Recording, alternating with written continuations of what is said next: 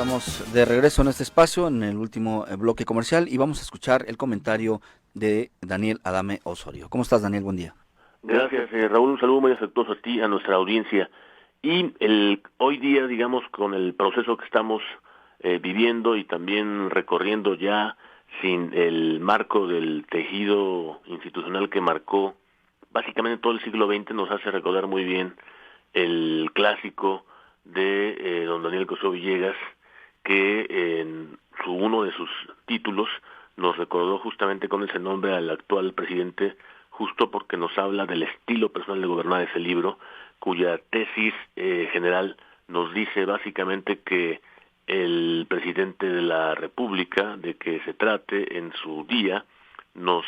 pone o nos quita todas las capacidades que tiene el Estado para funcionar adecuadamente, digamos, el diseño de la Constitución, sus leyes, el comportamiento de los actores, partidos diseñados justamente para vivir acorde a lo que están marcando esas instituciones. Todas esas capacidades estatales las deja a un lado y pone, dice don Daniel, las capacidades personales que tenga ese liderazgo del presidente en cuestión, que es justamente lo que nos hace recordarlo en esta mecánica que estamos hoy teniendo, porque a diferencia, si la revisión muy breve que nosotros hacemos nos permite poner, por ejemplo, en la mesa todo el siglo XX, básicamente se trató, sí, de liderazgos que marcaron el destino del país, sobre todo cuando hablamos de la institucionalización del país, más o menos hacia los años del general Cárdenas, donde vimos que el sexenio se marcaría como un ciclo político fijo y también de carácter constitucional. A partir de entonces tuvimos con muchos problemas y también diferencias entre las diversas lógicas que tuvo cada presidente, pero la decisión sobre la sucesión presidencial siempre fue a partir de tener en cuenta a todo ese tejido institucional, tomar en cuenta no solamente el pulso, no solamente el humor político, sino también, sobre todo, el diseño institucional que marcaba la vida pública de México, que era justamente una de las virtudes que tuvo ese México en torno al sistema político contemporáneo que, digamos, se pudo extender hacia fines del siglo XX, lo que conocemos como el régimen del PRI, otros lo llaman el régimen hegemónico, en fin, pero que al fin del día tuvo por asiento la posibilidad de reformarse a sí mismo a partir de una serie de consideraciones basadas en la Constitución y sus leyes. Hoy eso no ocurre. El problema de cómo hemos visto que se le ha descompuesto, se le ha despintado al presidente su propia sucesión, más allá de las hipótesis de que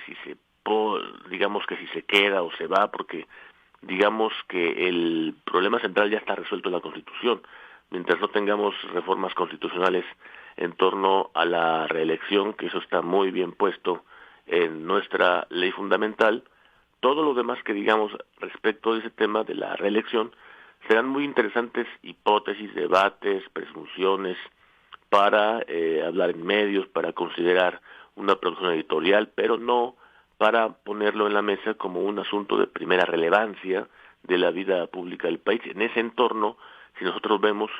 cómo está sucediendo todo el fenómeno alrededor del propio presidente, donde él ha conducido y ha apoderadose de toda la línea política que significa la conducción del país,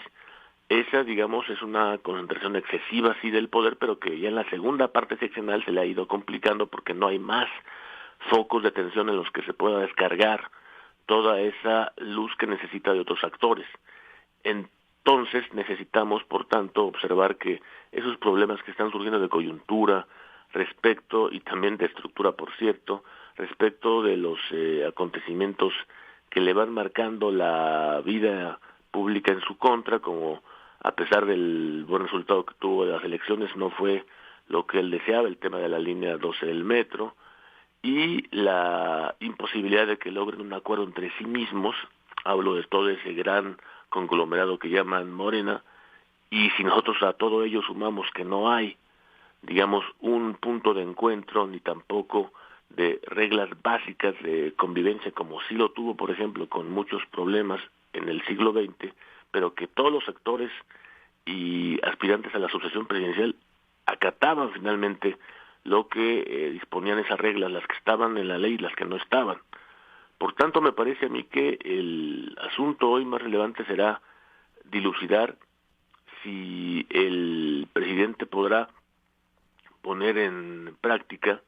toda esa luminosidad que tuvo el siglo XX, si lo quiere él únicamente conducir, porque nos parecemos muchísimo, por eso hablamos del siglo XX, nos parecemos mucho a lo que está ocurriendo hoy día, porque básicamente hemos vuelto a la práctica, aunque no se quiera llamar con ese nombre, del tapado, y lo que necesitamos hoy día es reglas, instituciones, leyes que se ajusten a una práctica democrática, en donde lo que sí ha cambiado es una sociedad que es cada vez más libre, más crítica y más informada. Alrededor de ella es como se está produciendo hoy el fenómeno de la sucesión presidencial. No olvidemos que hoy día el cambio político tendrá mucho que ver con esa sociedad que está mucho más exigente y también está impugnando los actos de todas sus autoridades. Me parece que allí está colocado el centro de un país que ya cambió, que por lo menos la luz que pone su sociedad, ese es lo más relevante que debemos atender, y no necesariamente, únicamente, digamos, la luz del poder político. La sociedad es hoy quien dirigirá, digamos, con su opinión y con su voto, el voto del cambio. Esta es una transición que pueda llamarse ya no de las autoridades, será una transición votada, la que nos lleve hacia nuevos momentos en la vida pública de México, como lo imaginó ese texto. Dejemos el estilo personal de gobernar en manos ahora, en manos de la sociedad, Raúl.